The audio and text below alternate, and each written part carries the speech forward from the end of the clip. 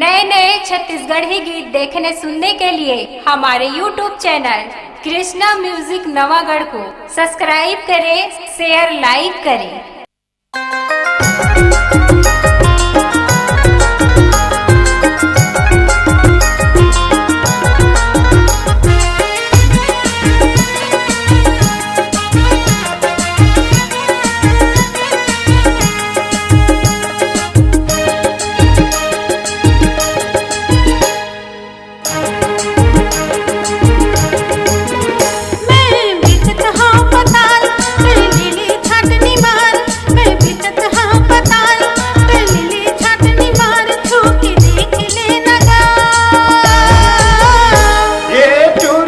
पताल गुलगुला गे वो ये बाई तोर पताल पिचकुला गे ना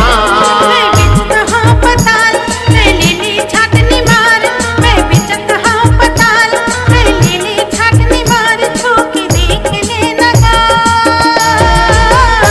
ये टूरी तोर पताल गुलगुला गे वो ये बाई तोर पताल पिचकुला गे ना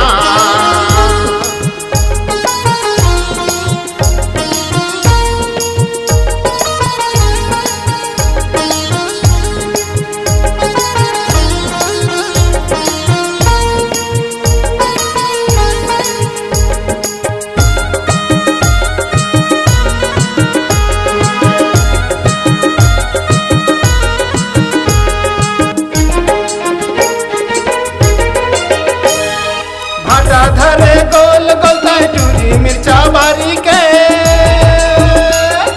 संघ यौ बिहन हाया थक टूरी जात मरारिन के संघ यौ बिहन हाया थक टूरी जात मरारिन के हटा धरे गोल गोल टूरी मिर्चा बारी के संघ यौ बिहन हाया थक टूरी जात मरारिन के संझ यौ बिहन हाया थक टूरी जात मरारिन के कुंदरू संग वो करेला पानी छिंच के रखे बोला कुंदरू संग वो करेला पानी छिंच के रखे बोला हे दे यौस के वो तोर करिया गोलैंदा भाटा यौस के ना हे बाई तोर पताल पिचकुला के ना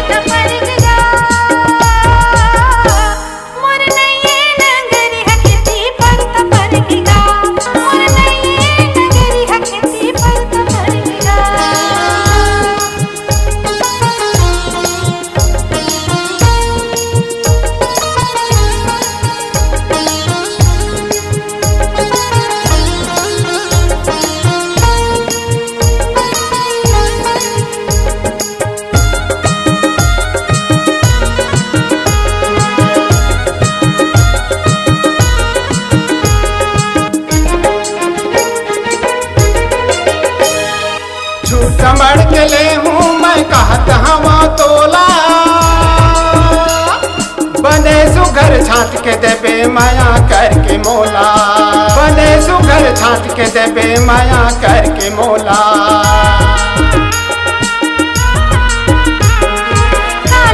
बताना तोरा छाट ले